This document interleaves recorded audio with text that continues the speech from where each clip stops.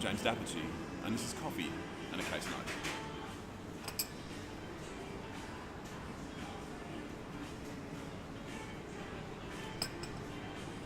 You'll be surprised to hear that today's discussion relates to corporate oppression. Surprise, surprise.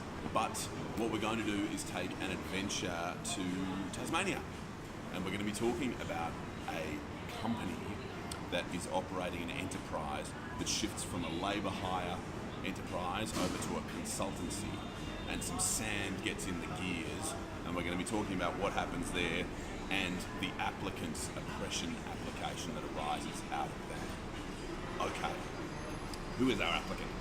Our applicant is an employee and one of the shareholders and one of the directors of our company.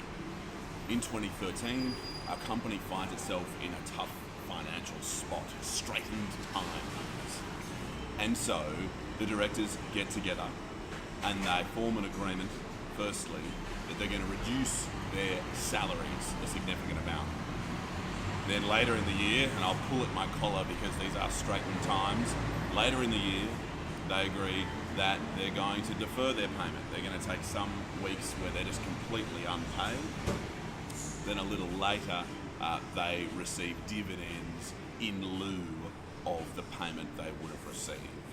And happily, those straitened times don't last forever, and the business continues to trade.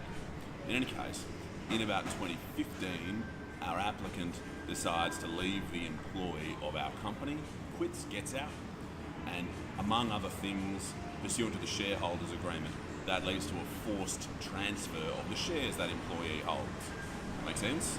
So at the time the employee leaves the employ, pursuant to the shareholders agreement, there's a forced sale of his shares. The sale price of that sale is pursuant to a valuation.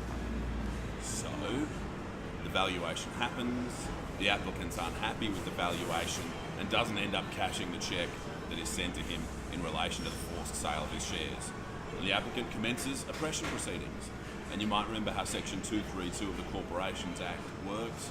If Section 232, corporate unfairness, is proved, then Section 233, relief, is possible. So what our applicant says is, first, these payments that were not made to me, these 2013 unpaid amounts that were not paid should now be paid, and the fact they were unpaid is oppressive to me. Right? So firstly, I want these unpaid payments. Secondly, the way that the forced transfer of shares operates, and particularly the valuation process, is also oppressive. So among other things in these proceedings, we've got an oppression claim for the unpaid amounts, if we put it that way, and we've got an oppression claim for the valuation forced transfer mechanism. So the court works through it, and the court clicks through the gears on the interactions between the directors in 2013, where they're reducing salaries and taking time off being paid and having dividends paid in lieu and these sorts of things, and finds, sadly for our applicant, that in essence the applicant had said something to the effect of, come on everyone, let's sacrifice these payments in order to secure the future viability of this company. And what was found is exactly as it sounds, that there wasn't a credit set up, there wasn't a loan account open, there weren't repayment terms set in place. This was a literal, precisely as the applicant described it, sacrifice. And so the $150,000 or so unpaid amount was not withheld oppressively. It was simply withheld pursuant to an agreement that the applicant had freely entered into. So the applicant goes down, sadly for him, on the repayment amount, and to compound the disappointment, the applicant does not get up on the transfer being oppressive, though for other reasons the valuation contained manifest errors, and so it was referred back to the valuer for another crack at the valuation. What I think we can take from today is that, as I've said elsewhere, there are some jurisdictions where in the past it's been said that every player gets a prize. Corporate oppression is certainly not that. And as we work through some of these decisions together, what I think you'll be finding is that despite the fact there can be a feeling of unfairness, it is not always the case.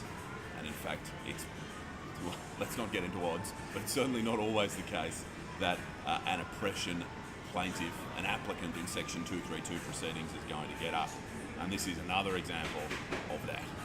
So I hope that further tour through corporate oppression assisted you, and what I'm looking forward to is taking a sip of that coffee and having another coffee and another case note with you real soon.